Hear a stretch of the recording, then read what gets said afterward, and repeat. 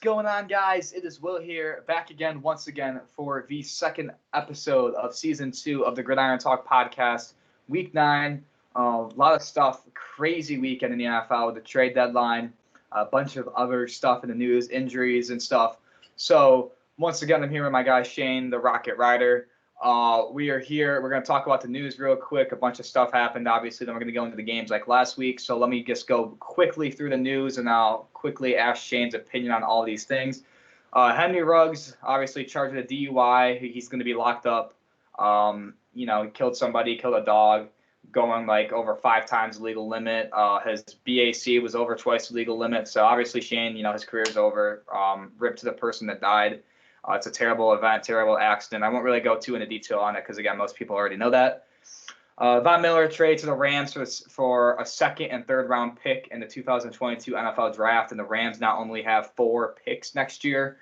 Derrick Henry is out for 6 to 10 weeks with foot surgery. Michael Thomas, Saints receiver, is out for the season after he was supposed to come back sometime soon, but he said that there's more setbacks with his ankle injury, so he's out for the season.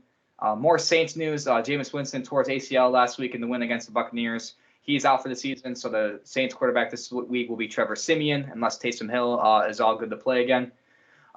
Due to Derrick Henry's injury, the Tennessee Titans have signed Adrian Peterson for a rest of the year contract. Jeez, I can't talk. And he will be most likely the feature back with along with Jeremy McNichols. They'll be competing for the main back. Ravens linebacker Malik Harrison was shot in the calf at a Halloween party, but he's expected to make a full recovery. He got hit by a stray bullet. It wasn't like he was targeted or anything, but still crazy stuff. Lastly, another major trade. Melvin Ingram is Pittsburgh Steelers defensive lineman Melvin Ingram traded to the Chiefs for a 6th-round pick in the 2022 NFL Draft. And lastly, Odell Beckham Jr. has not practiced the last 2 days for the Browns, and head coach Kevin Stefanski keeps on telling him to, and quote, stay home. So, Shane, do you have anything to add on all that news before we quickly get into the games for the week? No, not really. I didn't know about I didn't know Harrison got shot. That's news to me. I didn't hear about that one. The rest, what happened, what happened to Ruggs is tragic. I mean, his fault for doing it. When you go 160 miles per hour, this something that's bound to happen. But no, that's crazy. This week was crazy with NFL. A lot of crazy shit. Oh, right on, right on. So I'll let Shane lead off the first game of the week. We got the Thursday night game. Go right ahead, Shane, for the Thursday night primetime game.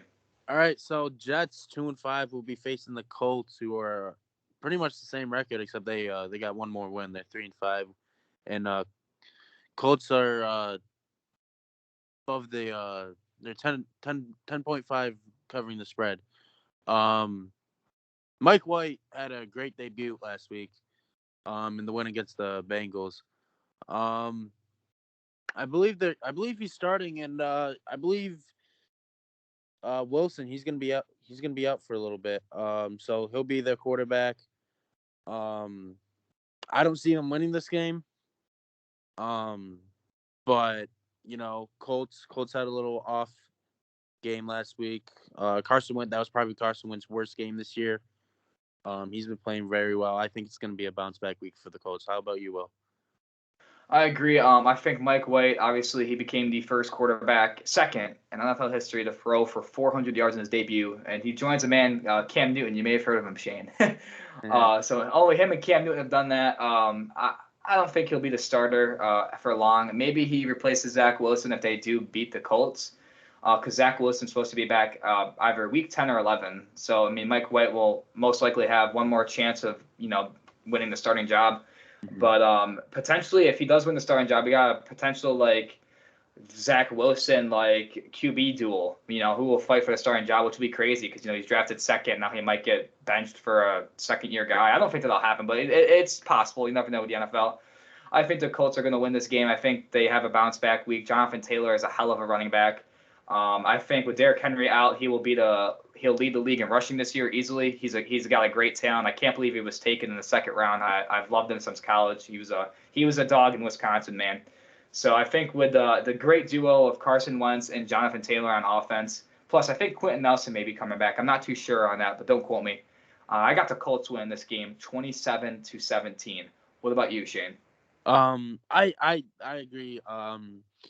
whether Mike White has a good game or not, I don't think the Jets defense can withhold, like you said, Taylor. He's been a dog since he came out Since of college and Wisconsin. even in college. Yeah. Or yeah. I have the Colts winning 30-15. One thing I will say before we go on to the next game is that Michael Carter for the Jets had a really great game last week. The rookie out of North Carolina. He's a rookie running back, and I think if he keeps on playing well, he'll be the future for the Jets' running game. And the Jets haven't really had a good running back in a while, and I really think that Michael Carter may change that. So next we got the Las Vegas Raiders, who are 5-2 against the New York Giants, who are 2-6, and the Raiders are 3-point favorites in this game. This is going to be a very interesting game as the Raiders have had a lot of drama surrounding them, obviously with John Gruden, now with Henry Ruggs. So, Shane, my question to you is, how will the Raiders' offense be without the presence of Henry Ruggs? Do you think it'll really be drastic, or do you think the absence of his speed? And I'm not saying that as a joke, like I'm being like dead serious. Like, he is a really fast runner. He ran like a 4.27, so he's a fast guy. So without the presence of his speed on the outside and his versatility, do you think the Raiders' offense will be missing him or no? I think it's a big part in certain He spreads areas. the field. He spreads the field. Yeah, it really, because Raiders don't, in my opinion, Raiders don't have a great passing unit. Obviously we know Josh Jacobs is a fantastic running back, so they have a pretty good running back next to Derek Carr. But against certain teams, Ruggs will make a big difference, and now we won't be able to see that obviously because of his incident. Yeah, I honestly I think to a certain level there will be a difference of how the Raiders offense will have to approach certain games, and including this one. And the thing about the Giants is they're coming off a tough loss to the Chiefs on Monday night. The Giants really fought tooth and nail. They played somewhat well without their best player, Saquon Barkley, who may not play this game because he does have COVID, but he is vaccinated, so there is a chance he does play. But regardless, the Giants are a team. I'm not even just saying this as a fan of the Giants. They easily could be 5-3 with better coaching, better decision making, but they sit at 2-6. The Giants their 2 wins are against teams who are above 5 or who are at or above 500. They've beaten the Panthers and the Saints. So I mean, we could see a potential upset here. I don't think so, especially if Saquon doesn't play and Sterling Shepard's out. Kenny Galladay may play. But I think that the X factor here will be Darren Waller's return, and the Giants have trouble guarding tight ends. I know Travis Kelce didn't have a good game against them last week, but, I think Darren Waller will torch the Giants, sadly. And I got the Raiders winning 24-20. What about you, Shane? Yeah, Waller's I think Waller's top 5, maybe even top 3 tight end. And I have it as a close game, but I have the Raiders winning as well, 35-28. All right, Shane, right on. Now, why don't you go lead us into our next game, which is the Vikings against the Ravens. So we got Vikings who are 3-4 going up against the Ravens who are 5-2. The Vikings are -6 for the Ravens. The Ravens are 6-point favorites. Yeah. Yeah. So, the Vikings are. Here's the thing. I think the Vikings are a good team. Their record doesn't show that. I don't think they're a great team. I just think they're a little bit better than their record. They're definitely above 500 team. They're kind of under the radar. Lamar Jackson, he's been up until I would say last week. He's been having one of his best seasons. Obviously, not as good as the MVP season, but I think this is going to be a good game. This was going to be my game of the week until I put the Packers and the Chiefs down. But I think this is going to be a really good game. How about you, Will? Yeah, I think the Vikings, Mike Zimmer, their head coach, is on the hot seat after they lost at home to a backup quarterback. That is not looking good for the Vikings. I like their team on paper. I like Kirk Cousins. I think he gets a lot of hate for no reason. I like Thielen. I like Justin Jefferson. I love Dalvin Cook. Danielle Hunter, who is out for the season, who is a great pass rusher. He has a torn pectoral muscle, so he'll be out for the season. So they'll be missing on the defensive side of the ball. But flipping it to the Ravens, they lost to the Bengals. they had a bye last week. And I really think coming out of the bye, John Harbaugh and Lamar Jackson are going to be come out firing. I really like the passing game for the Ravens, which is kind of like the contrary. When you think of the Ravens, you think of like a college style of play, Shane, like with the option or like with a mostly running back. But I really like what they've been doing with their passing game and making Lamar Jackson better in the pocket. I mean, Marquise Brown has 568 yards, something like that. He has a problem with drops, but besides the dropping problem, which I know is a big problem, I really feel like he can be elite because he's kind of like, how Henry Ruggs was, where he's a big, deep threat and he's got a lot of speed. Not as fast as Ruggs, obviously, but he is still a fast guy on the outside. And that kind of helps Lamar out. And he also has a good tight end in Mark Andrews. Rashad Bateman, the rookie out of Minnesota, has been playing really good he's a good slot guy for Lamar. Sammy Watkins, obviously, too. So I really like what the Ravens are doing. And this is going to be a very good game. I agree with you, Shane. My game of the week is not this. I'll get into that later. But this will be a fun game to watch. I think the Ravens will pull it out, though, coming off of a bye week, thinking about their loss to Cincinnati. I think the Ravens win 30-21. What about you, Shane? I think Lamar Jackson's going to have himself a fantastic game. I think it's going to be a blowout. I think it'll be close, but eventually I think Lamar Jackson, like you said, with all the underrated weapons that he has, I think Ravens are winning this 42-24. Right on. So next game we got a rematch of Super Bowl 37. I think that's quote. Don't quote me on that. Do not quote me on that. But it's the Patriots versus the Panthers, who look completely different than they did 16 or 17 years ago. This is going to be a good game. Super Bowl 38. I was really close. A rematch of Super Bowl 38. The Patriots and the Panthers. The Panthers are 3-point underdogs in this. So Stephon Gilmore obviously got traded to the Panthers a couple weeks ago. He played his first game last week, and he got the game-stealing interception on Matt Ryan. So he made a pretty good debut. And the thing with the Patriots is I think they're a very under-the-radar team. After they lost to the Cowboys in overtime, they have now won 3 in a row. Oh, it's 2 in a row. My fault. They've won 2 in a row. They upset the Chargers last week. I absolutely love Mac Jones. I know he's basically a game manager, but hey, that's how Tom Brady started out, and he's got the same coach. He's got Bill Belichick. With the run game, I love Damian Harris. Hunter Henry is really breaking out. Him and Jonnu Smith were originally sharing snaps at the tight end position, but Hunter Henry is proving that he's much better. And the good news for Carolina Panthers fans is CMC is coming back. He's coming off IR. He will be back this week against the Patriots. So my question to you, Shane, is do you think the Patriots win their 3rd in a row after upsetting the Chargers? And do you believe the Patriots are a playoff team?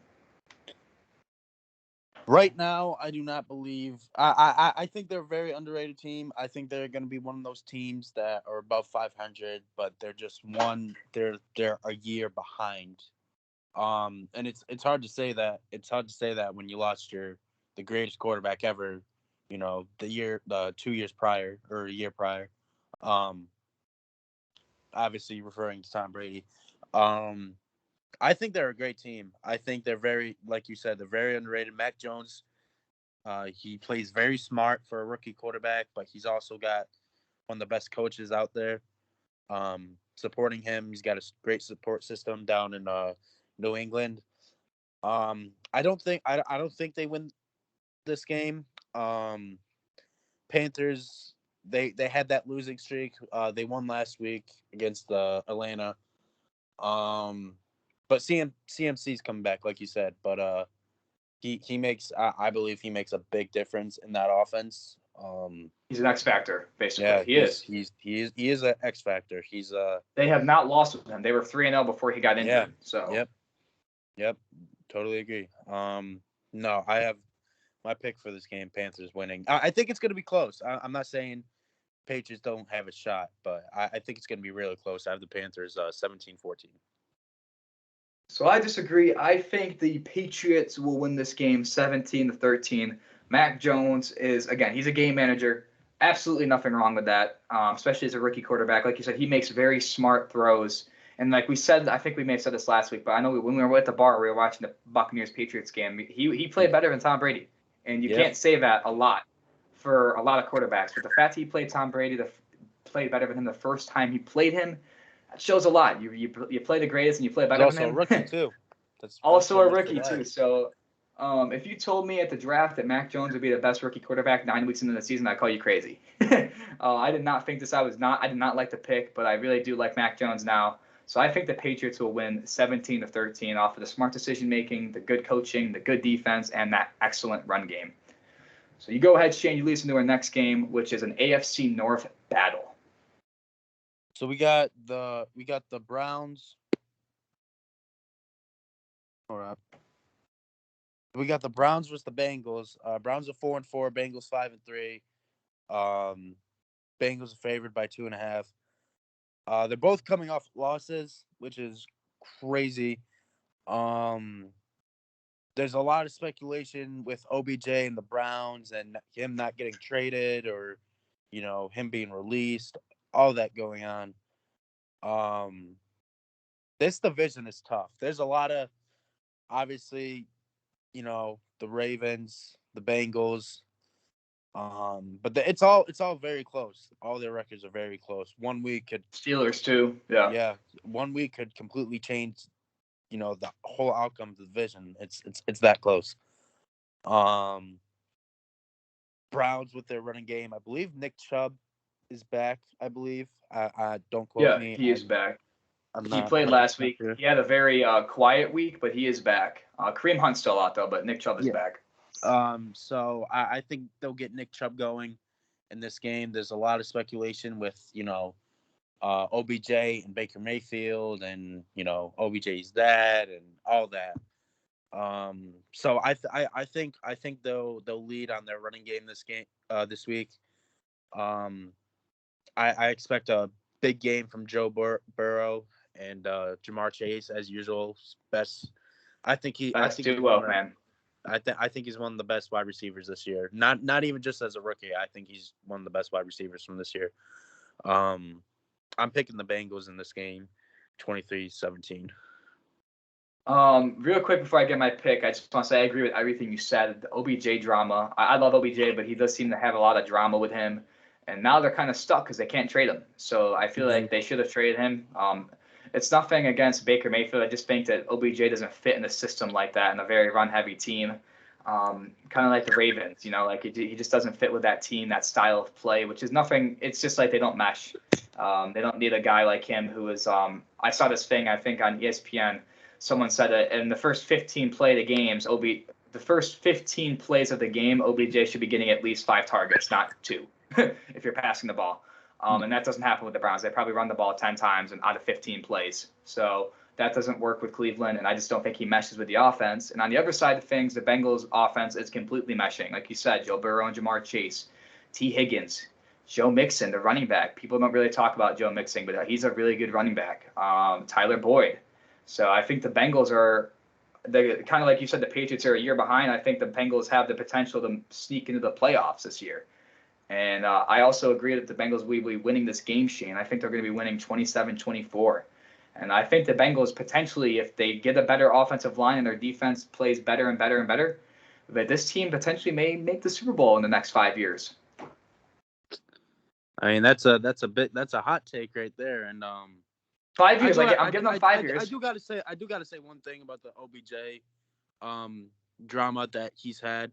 OBJ is one of those wide receivers where he needs to have the ball in his hands. So I don't, and it's not like he's out, he's out like derailing the Browns or anything like that. It's more OBJ support system that is doing it. Like I said, his dad. I don't know if you know this. Posting videos of times where Baker Mayfield saw OBJ wide open and didn't throw it to him, all that stuff. But I agree with you. I don't think he can mesh with that type of system they have because they have a really good running game. So obviously they're gonna go behind that. But so Shane, can you just repeat your pick? I don't know if you said it or not. I know you got the Bengals, but did you say the score? I think Bengals are gonna win 23-17.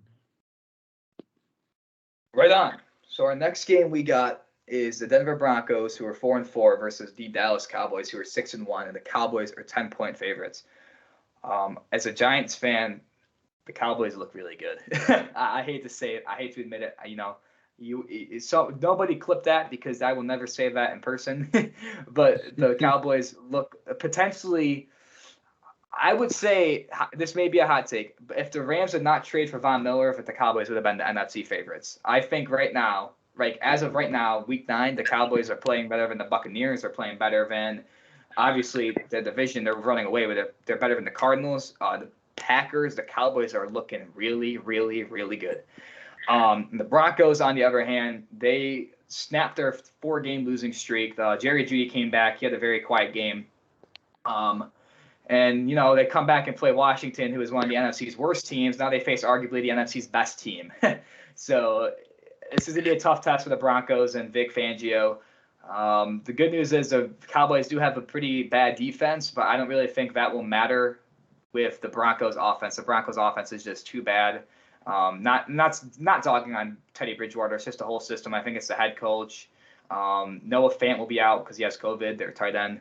So my question to you, Shane, is what are your thoughts on the Dallas Cowboys? Because I think they are the second best team in the NFC because they won last week on the road without Dak Prescott, who should be playing this week. So what are your thoughts on the Dallas Cowboys and how good they are in relation to the rest of the NFC? I think I honestly I think they're a good team. I don't think I consider them favorites. But I'm also not the biggest Cowboys fan. I think they're a good team. I don't think their defense is good enough to be one of those top tier teams that we talk about consistently. I had something else to say about it. The Vikings, or not the Vikings, my bad. The Broncos. Like you said, Teddy Bridgewater. He's a good quarterback.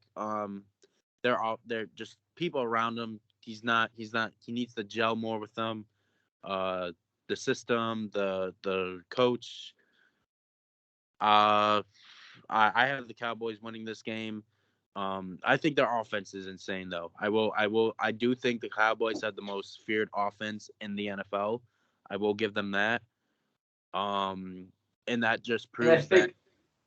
I'll just add, I think the X factor they have over the Buccaneers with offense-wise is the fact that Prescott is more mobile than Brady because they both got very good. Oh, and the run game too. Ezekiel Elliott's much better than Fournette. But the offensive line for the Cowboys, it's been good for years. I started watching football hardcore in like 2017 2016-ish when the Giants made the playoffs last, and the Cowboys have had a good offensive line for 5 years. A good offensive line with no injuries. And it just shows you that's what you get with good drafting and stuff. That's why you got to focus on that because, 5 years, they got Zach Martin and Tyron Smith. They've had those guys forever. Travis Frederick, I know he retired recently, but again, they had 3 great offensive linemen for the longest time. And that's going to be an edge. And their experience, they're veterans, and I think that's the key for the Cowboys' success, because, look, they had this Cooper Rush guy come in last week. He has a good offensive line, good weapons, and he wins on the road against Minnesota, It's key. Offensive line is key. But yeah, I totally agree. I think not only that, but obviously Bucks have Leonard Fournette, but in my opinion, the Cowboys have two running backs that can start anywhere in the NFL. Obviously Ezekiel Elliott, and then their backups. They're insane. Yeah, he's. I think, and there's been some games this year where I think he should have started over Ezekiel Elliott. Oh yeah, example would be the Buccaneers game. Exactly. That's just one example. That's the game I was thinking of when it popped into my head. So my pick is the Cowboys, 31-13. I think they win their 7th game in a row, and they just keep on rolling. I think their defense will be the bane of them too, but eventually, it's going to be good for now. Yeah, like I said, I don't think that defense is good enough to compete with everybody else in the NFC. I also had the Cowboys winning 30-21. Okay, so our next game is the Bills, who are 5-2, facing off against the Jaguars, who are 1-6. Bills are 14.5-point favorites. Bills have one of the best offenses in the NFL with Diggs and Allen, and it's crazy. And they have a very underrated defense as well. For the Jaguars, they're just they're not good. They're not good at all. Trevor Lawrence, he's not having the season that maybe some people have expected for him to have. I mean, he's only a rookie, but still. With Derrick Henry going down and Tom Brady not having that well of a week last week, Josh Allen speculations of him being MVP frontrunner have gone up. I think he's had an amazing year. One of my coworkers, he said this to me earlier. He thinks Josh Allen wins MVP this year. What do you think about that, Will? Yeah, and you almost forgot about Kyler Murray too. Oh Kyler yeah. Murray, he should be playing, but regardless if he doesn't, I think Josh Allen's having a hell of a year. I love the Bills. I love their whole offense. Like you said, they got the highest scoring offense and the lowest scored against defense. So they, by numbers, like by points, they have the best offense and the best defense. And like you said, the Jaguars are terrible. They have bottom five in both categories. So this, I can't believe the spread's not bigger, honestly. I think Josh Allen's an MVP frontrunner. Um, their offense is the complete opposite of a team like the Ravens or the Browns, where they are a very run-heavy team. The Bills are a very pass-heavy team, So they don't really have good running backs, but like who cares when you got a guy like Diggs, Sanders, and Beasley, and Allen himself. So I think their offense is crazy. I think that Josh Allen is, I think I think he is the front runner, but this MVP race this year is not like very clear cut in front. Like if he has a bad week, then I say someone else jumps him. But as of right now, week 9, yeah, he is the front runner. And I got the Bills winning this game in a blowout, 35-10. What about you, Shane? I think it's going to be 28-14. I have a weird gut feeling Trevor Lawrence has a better game that he's been having, but Jaguars defense is nowhere near good to stop Josh Allen. So I think the Bills win 28-14. Our next game we got is the Toilet Bowl. We got the Houston Texans, who are 1-7, versus the Miami Dolphins, who are 1-7, and the Dolphins are 6-point favorites. So Tyrod Taylor is coming back for Houston. He's been out since week 3 with a hamstring injury, and I mean they did win a game with Tyrod Taylor. Mm-hmm. So that does show something. Tua Tagovailoa is, and quote from head coach Brian Flores, the starter for the rest of the season. Those were his words. So next season is the question: will he be the starter? And let me just say, I think Tua is getting a lot of hate, a lot of crap for almost no reason. I realize that Tua is not a great quarterback. He's only a second-year player, but the Dolphins organization as a whole has failed him from the start. From the fact that they kept on, he didn't secure a job last season, that they kept on starting Fitzpatrick over him. Even though Fitzpatrick, arguably he was better, that's a question for another day. But the fact is that you gotta be supporting your quarterback. Multiple players on the Dolphins don't like Tua. They would rather trade for Deshaun Watson on the Texans, who has a multiple sexual assault/harassment allegations, which is crazy. But they would rather have a guy like that over Tua. So I don't know. I think he's getting a lot of hate. Like I said, Tyrod Taylor did win a game with Houston. I think the Texans are terrible. Once they get rid of Deshaun Watson, they're in trouble. Whether the starter be Tyrod Taylor or Davis Mills is the question. But one thing about Tua I will say is that he really is making the connection with Jalen Waddle, who out of all the rookie receivers, we talk about Jamar Chase earlier, Shane. We talk about Devontae Smith a lot too, but we don't really talk about Jalen Waddle, who is having a very underrated year as a rookie wide receiver from Alabama.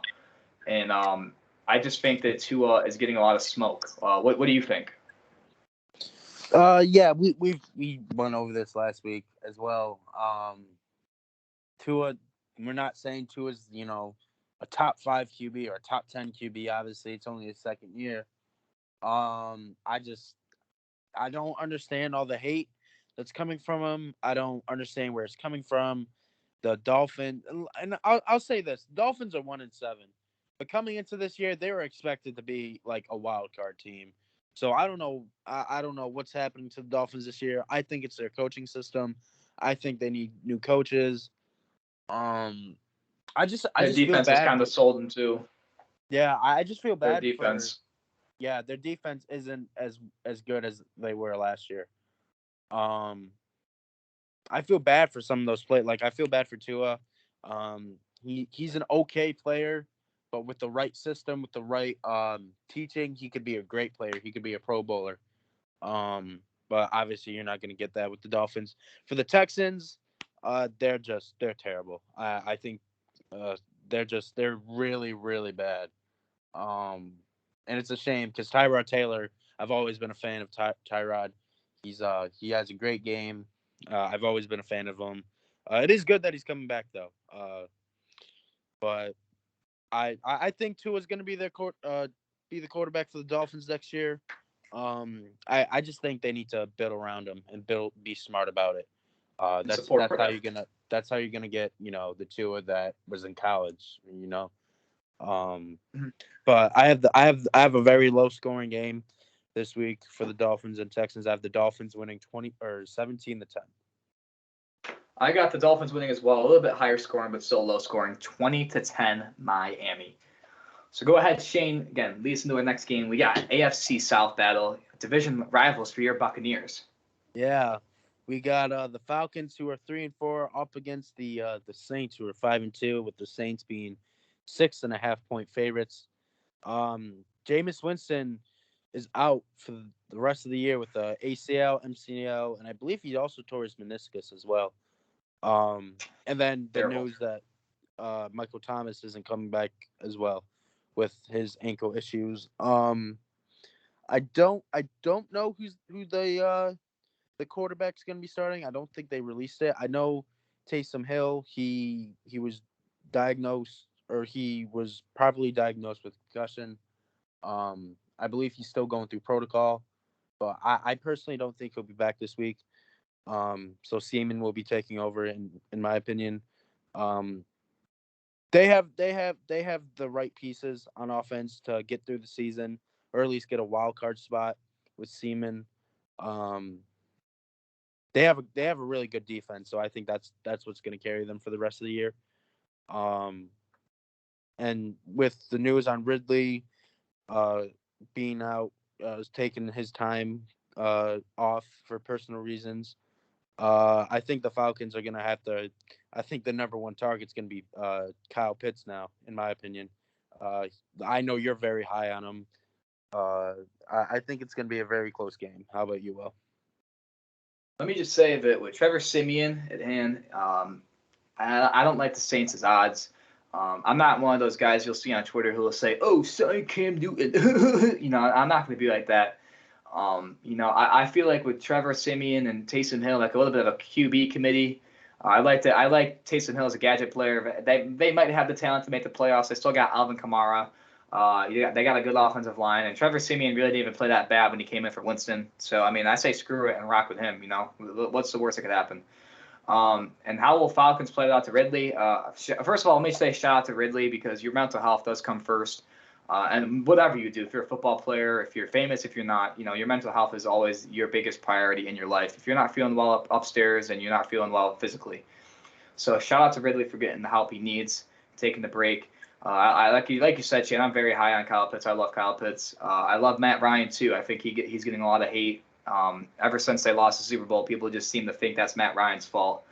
But I think that regardless, without Calvin Ridley, I think that Kyle Pitts and Matt Ryan, Cordell Patterson too for the Falcons, make the difference. And I think the Falcons are going to win this game 21-17 in a little bit of a low-scoring game. I don't think the Saints' offense will be able to do much with Simeon at the helm. What about you? I agree with you. At least in this game, I think it'll take a little bit for Trevor and the Saints offense to get going, because he's a lot different than Winston in my opinion. And but I also have the Falcons winning this particular game. Same score as well, 21-17.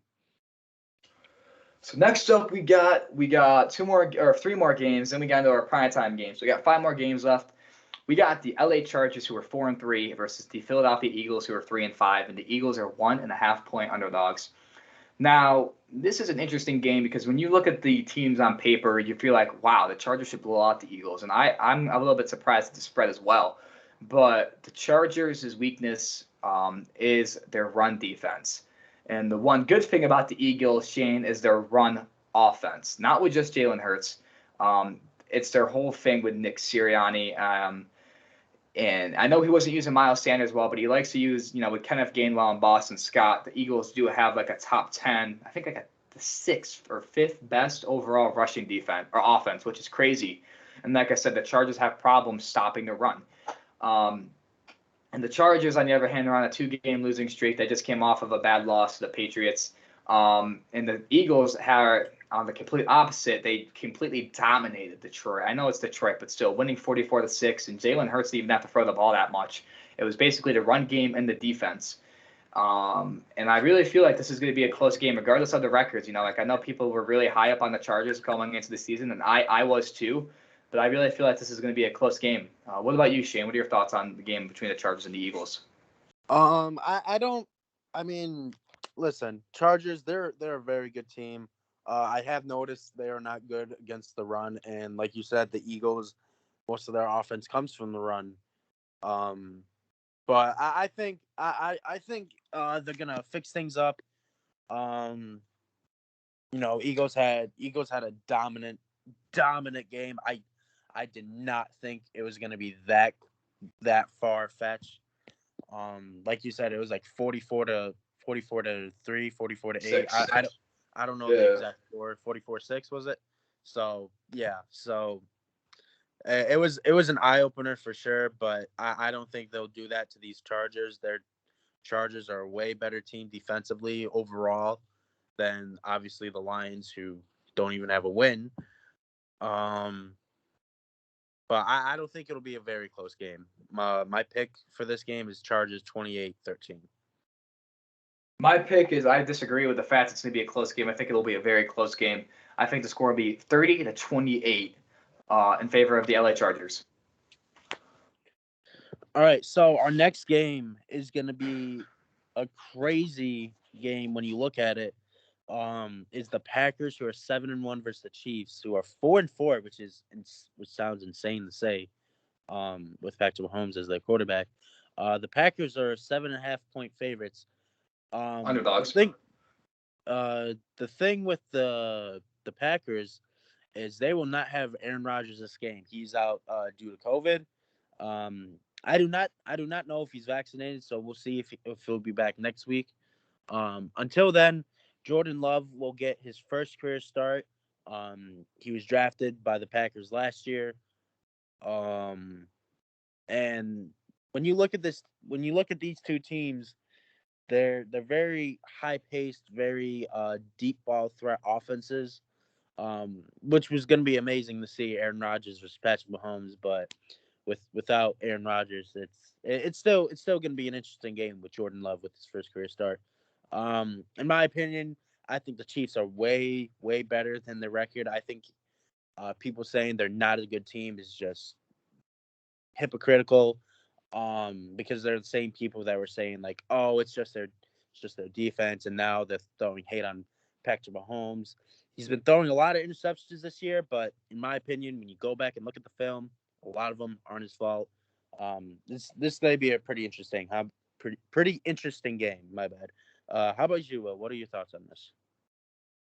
Well, the key question here is this will most likely be the game. It'll be like the Ghost of Christmas Future for the Packers. As most likely, Aaron Rodgers will be leaving after the season. He was very pissed off in the offseason about how he was treated, which I completely agree. I think they failed him as an organization to support him correctly. But regardless, I think that, like I said, this will be the future for the Packers. We're all going to see the glimpse of Jordan Love. Devontae Adams might also leave too. So if this kid's good, we're going to really see how well the Packers will be in the future. Now, the good thing is that Jordan Love, one good thing about him is that he has a good arm. And that is very touted. He's almost like Josh Allen in that regard. He got a year to learn under Rodgers, and just like I said, he's got a good arm like Aaron Rodgers. And the thing with the Chiefs, they're a good team. I disagree. I don't think they're a bad team, but I don't think they're a great team like you're saying. I think they'll be a wild card team, but I really feel like their defense is selling them hardcore, and I think Mahomes' interception problems will be the bane of them. Like 10 interceptions through 8 games is terrible, and I think that's going to be awful. But the good thing about Jordan Love is he has a good coach, he has a good run game, he's got good receivers. So that does help a rookie, or I guess a first-time starter in his first career start. And also the Chiefs' defense is terrible, as we've said. So my prediction is I still think the Chiefs will win this game, mainly because Jordan Love is playing. If Rodgers was playing, I got the Packers winning. But since Jordan Love is playing, I got the Chiefs winning 35-30. What about you, Shane? Yeah. I think the Packers and the Chiefs. I think this is going to be a very good game. I have the Chiefs winning 30-25. All right, right on. So we got our last game before we get into the primetime games. We got an NFC West battle between the Arizona Cardinals, who are 7-1, and the San Francisco 49ers, who are 3-4. And the Cardinals are 1-point favorites in this game. Now, the Cardinals were the last undefeated team. They lost to the Packers last Thursday, so they got a long time to think about this game. And Kyler Murray had an ankle sprain at the end of the game. D-Hop is also, I think he's questionable. So we got two of their main players questionable, but they are both expected to play. How the question here is, how will Kyler Murray's ankle affect him in this game? He's a very mobile quarterback, and he's very electric on the field, but the fact is that his ankle is not 100%. And on the flip side of things, San Francisco, excuse me, needs to start winning fast if they want any chance of making the playoffs, because the NFC West is a very tough division, and they're not sitting in a good spot right now. So, Shane, what are your thoughts on this game, with more particularly San Francisco? Do you think they squeak into the playoffs? Do you think they're done for? The division win is basically gone at this point, but do you think they squeak in as like maybe the 7th seed in the playoffs, or what do you see with that? I don't. I think there's too many good teams in the NFC. Like you said, there's the Cardinals. You were saying earlier the Cowboys are doing great. The Buccaneers, obviously, they're favorites. The Packers, Rams. the Rams as well. Like you said, that division win, the Rams are more than likely taking that. I don't see them making the playoffs. There's only 7 spots, and I just named 5 teams. There's a lot of very good teams in the NFC. I don't see the 49ers unless they win out. I don't see them making the playoffs. I think it's too early to tell that. But for this game, I do think San Francisco pulls off the upset and they win a very low-scoring defensive game. And I think the X factor is the fact that George Kittle's coming back, Deebo Samuel's having a crazy year, and Kyler Murray won't be 100%, and neither will DeAndre Hopkins if he plays. So I think San Francisco wins this game 23-21. What about you, Shane? I think it's going to be also just a little bit more high scoring. I think it'll be close. So I have the Cardinals winning 28-27.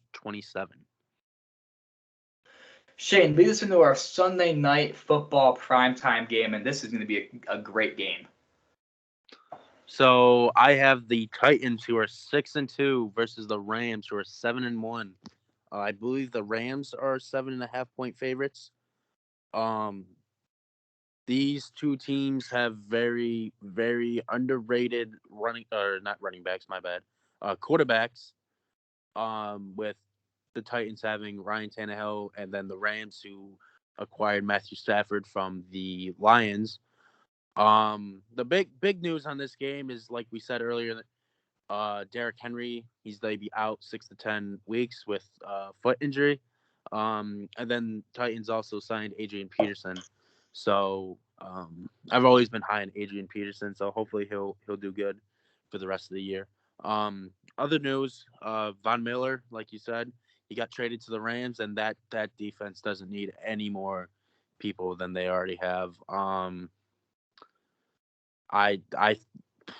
That defense is crazy. It's insane to me that you put Von Miller and Aaron Donald on the same defense. I think this is going to be a test for Ryan Tannehill without their best player. Obviously they have Julio Jones and AJ Brown, but without, good old King Henry, it's going to be an interesting look for the Titans against a very scary defense. What about you, Will? Yeah, I mean, I think the Titans the Colts are too far back on them. The fact, and also they beat them twice, so they have the tiebreaker. But I think the AFC South is clinched for the Titans essentially. Obviously it's not mathematically, but I don't think the Colts will win the division. But the fact is now is they're playing for playoff seeding, and right now the Titans sit as the best team in the AFC, minus tiebreakers and stuff. I think with tiebreakers that may change, but regardless, they are sitting at one of the best teams in the AFC. They are the 1 seed in the NFC. So the question is, can they hold on to that 1 seed? Can Tannehill, Jones, and Brown get them that seed? I don't think they will. I think the Titans will finish as like the third seed in the AFC. Now, if they had King Henry, then it's a different story. But like you said, Shane, they don't have their best player. Mm-hmm. And on the flip side of things, the Rams are I think they're the best team in football right now. I think they're easily the NFC favorite, arguably a Super Bowl favorite, with acquiring Von Miller. It's just adding salt to the wound for anyone else playing this team. You got a defensive line with the best defensive player in the league right now, and you got a Hall of Famer, two Hall of Famers on the same Von Miller defensive is line. also Crazy stuff. Von Miller is a mainly rushing type of linebacker too, so you can add him into blitzes as well. Tannehill's gonna get pounded, Shane. He's gonna get pounded. Like he's gonna see Von Miller coming up to the left, and then Donald come up the middle. He's gonna get pumped. It's scary when you hike the ball, you see Aaron Donald absolutely railing your center, and then you try to move which way, and then you see Von Miller trying to, put the lights out on you. So it's going to be an interesting game to see how Tannehill reacts to that. And then, like you said about the Rams' offense, it needs no introduction with Matthew Stafford. It really does not. He's a great player. He's finally showing the people what he can do. He's second in the league in passing yards and touchdowns. And he's also another very under the radar MVP favorite, Matthew Stafford. Mm-hmm. And I think the Rams continue their hot streak. They win 35-24, and they are the team to beat not only in the NFC but the NFL. The LA Rams are looking to win their second Super Bowl, and I think it's looking pretty good now. It's looking pretty good. What about you, Shane? Yeah, I agree too. Like I said earlier, I don't think there's one team in the NFL that has that label of being the team to beat. Just because there's so many good teams this year, especially in the NFC.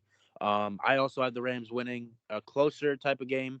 But I think the biggest difference, like I said, the run game without King Henry, I don't see them winning this game. I have Rams winning 31-28. Last game, and first of all, let me just say who put this game on prime time coming up. This game is going to be an absolute a snooze fest. I'm not watching this game. We got the Chicago Bears on Monday Night Football versus the Pittsburgh Steelers, and the Steelers are 6.5-point favorites. So, Steelers fans, I can already see you guys the keyboard warriors are cracking their knuckles, are ready to write an angry paragraph on these comments because I'm going to say the Steelers are a garbage team. But here comes the Steelers fans. You started a war here. Well, look what you did. Here we go. They're better than the Giants. LMAO XD. Daniel Jones sucks. Well, here's the thing. The Steelers are – I can't stand the Steelers, right? They're worse than Cowboys fans this year because the Cowboys are actually good. The Steelers are not good. The Steelers are playing Mickey Mouse teams. They got a Mickey Mouse schedule, and they're going to most likely sneak their way into the playoffs again. And now we're going to have to waste a playoff spot on the Pittsburgh Steelers. They're playing the Bears and the Lions, so they're setting up to be 6-3, and it's just annoying.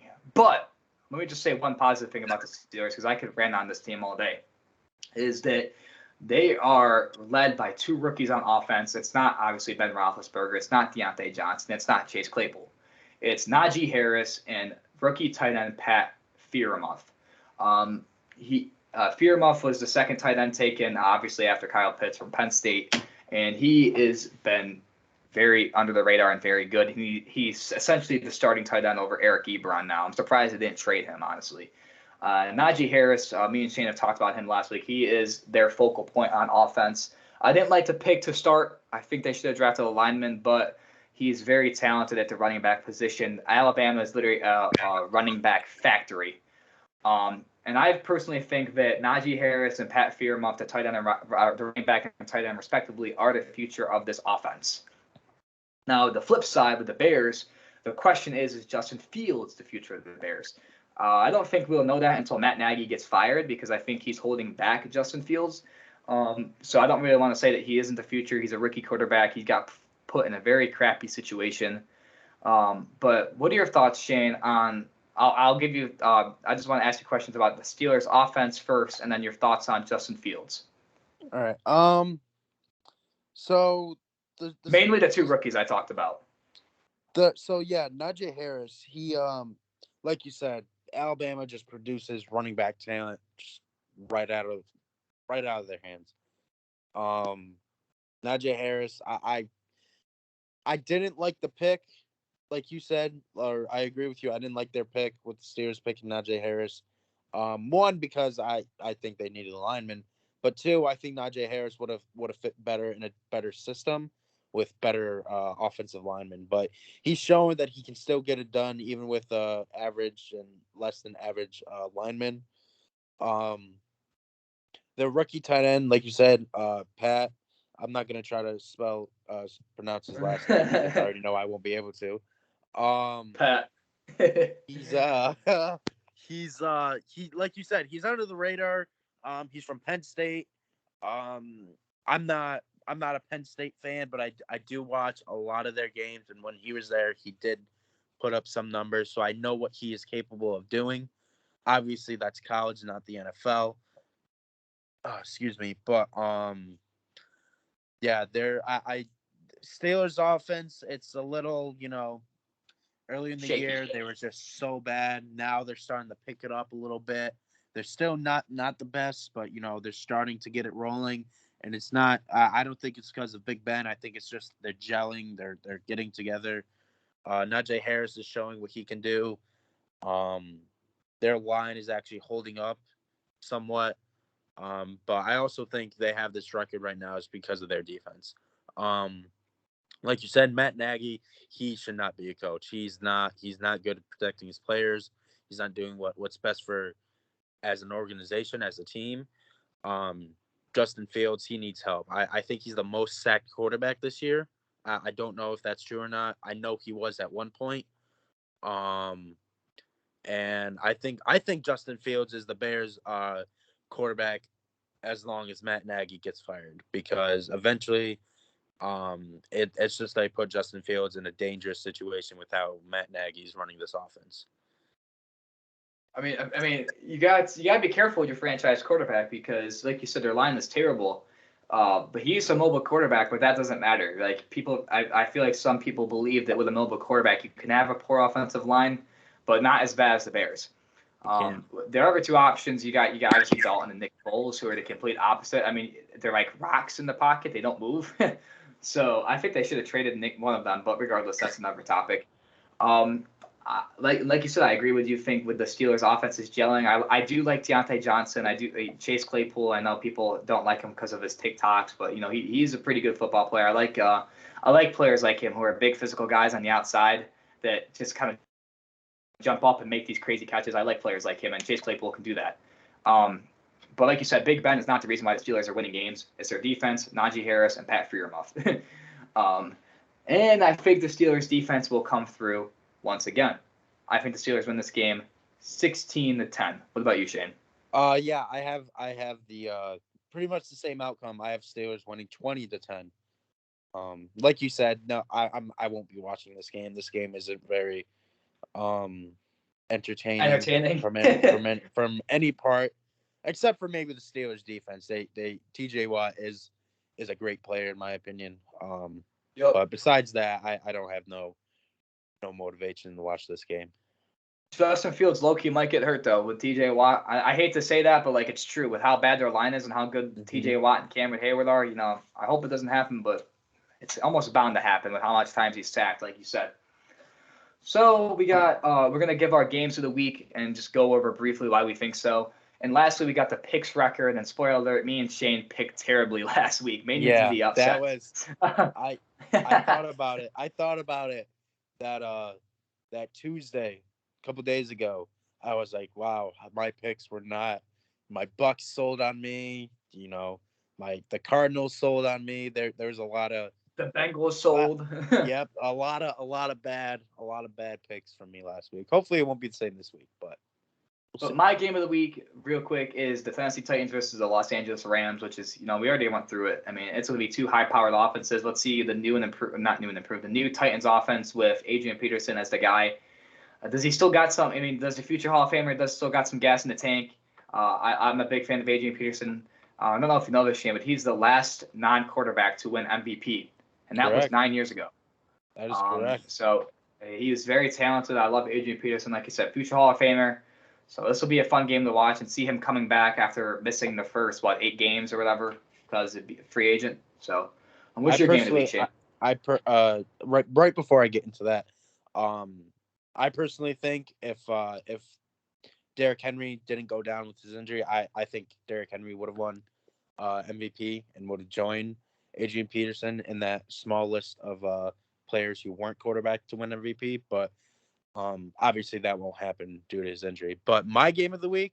Wait. I gotta pause you real quick. I almost forgot to say it's kind of crazy that Adrian Peterson was like Derrick Henry before Derrick Henry, and now they're on the same team. Yes. You know? That's obviously it's not like 2012, but No, yeah, it isn't. And but like I think that Derrick Henry is obviously a little bit bigger. I think Adrian Peterson sacrificed a little bit of the bigness for like more elusiveness. I think Adrian Peterson's got a good mix of like being elusive and big, when Derrick Henry's just big. But it's regardless, it's still crazy that like two of the best running backs of the last decade are on the same team. But regardless, continue. Sorry to interrupt. No, you're all good. My game of the week. I've been waiting for this game for a while, but my expectations have gone down ever since the news about Aaron Rodgers. But it's the Green Bay Packers versus the Kansas City Chiefs. The reason I picked this is it's a test for both teams. Obviously, every game for the rest of the year is going to be a test for the Chiefs, especially on the defensive side because their defense is not performing well. Patrick Mahomes, he needs to play better. Like I said earlier, I don't blame all the interceptions on him. There's been a lot where there was one against the Giants where the ball was straight to the wide receiver, bounced off the dude's hands into his helmet, up in the air. Giants caught it, interception. The Packers, they don't have Aaron Rodgers this week. Like I said, he's going to be possibly a future look quarterback with Jordan Love. So we'll see how that happens or see how it goes. And I'm just excited for this game. I always enjoy watching the Packers play and the Chiefs because they're both very high-powered offenses. It's going to be an interesting game. And also, this is for everyone like me who is a big fact nerd, just a statistic nerd. This is a rematch of Super Bowl I. I actually when we're done with this, I actually have a test for you. Will I have a question? I want to see. Me and my coworker were talking about it earlier, and I was right when I asked him this. So I want to see if you know this this question when we're done with this. I guess we'll have to see. I guess it'll be a little bit of a suspense to the viewers if I get the question right, huh? But lastly, we got our picks record, and like we said, they are terrible. Me and Shane are currently tied. We are both 5-10. A little bit of a sneak peek of what the Giants' record will be if through 15 games, 5-10, because we're terrible. How can you bash your own team here, Will? Come on now. If we even win 3 more games, I mean, Jesus. But that's going to wrap up the second episode, week 9 of the season 2 of the Gridiron Talk podcast. Once again, before I forget, a big shout out to my friend Joey, who made the thumbnail for this episode. He's got the 3 stars of last week, A.J. Brown, Michael Carter, and Michael Pittman Jr. 2 of them will be playing tonight. Go see Michael Pittman, Michael Pittman's Colts going against Michael Carter and the Jets tonight at 8:20 NFL Network, NBC maybe. It might be a little bit of a slower game, but it's still cool. I think the Colts are a very under the radar team. I like the Colts. So yeah, do you have anything else to add, Shane, before we wrap it up? I do have the question because I wanna see if the viewers will know this question as well. So you ready for this, Will? I suppose. All right. So, out of all the Super Bowls, which conference has won the most Super Bowls? Like, what has the NFC won more or have the AFC won more? All right, let me think. Hold on, I gotta do some math real quick. How many Super Bowls has there been? 54? 55 with last year's Super Bowl. All right, so last year was Super Bowl 55, correct? Yes, correct. Okay, so I was making sure because if it was like an even number, then it could be like, a trick question. Yeah. But I know that's not the case. So let me think. So it's before I lock it in, I think I'm leaning towards the AFC because they got the they got the Patriots and the Steelers, but I feel like besides them, it's just like more even in the NFC. So I gotta give it. I gotta give it to the NFC. The NFC? Yeah. You are correct. They have 28 Super Bowls, and the AFC is 27. Tom Brady and the Bucks got the NFC at 28 Super Bowl last year. So you are correct, Will. I had a See, now feeling I had a feeling you'd get it right, but I just wanted to now test see your knowledge. that was a good question because like I said, like the Steelers and the Patriots, the two teams with the most Super Bowls, they have 12 combined. So you'd think it's but AFC. It's almost like a trick question, You got to put in, the Packers when the Super Bowl first started coming out. Packers were I think they were in the like 4 out of the first 10 Super Bowls, and they won them all too. So, the Packers, the Cowboys won 5 Super Bowls. The Cowboys. There's a five. lot of teams. There's the Giants, like you said. There's a lot of teams with multiple wins in the NFC. So. Yep. Wait, let me give you, since you gave me a quick trivia question, let me give you a quick trivia question. So what teams are undefeated in the Super Bowl when playing in more than one Super Bowl? There's 2 teams. The Buccaneers is one of them. I know that. All right. The other one. Shoot. You said more than one, correct? Yep. There's one more team. I know it's not the Eagles. I was gonna say the Eagles, but they lost to Brady. So the clue is they've won at least 2 Super Bowls. So like a team like the Jets wouldn't count because they've only played in 1 Super Bowl. You know what I'm saying? That doesn't count. Yeah. No, I'm just trying to think.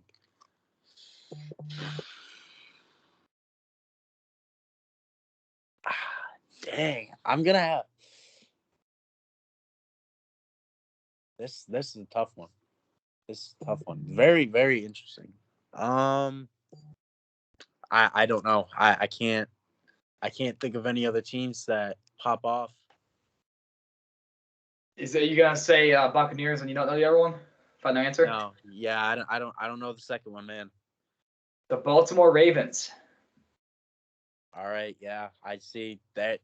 There's a lot of teams that like they won it years and years and years ago, and then they won one in the past like decade, and you forget that's all they've won. So right. So they've won against Colin Kaepernick. You remember that one when the lights went out, and then they won at Super Bowl the one in 2000. So whatever that was, 35 or whatever. They beat the Giants 34-7. They absolutely killed them.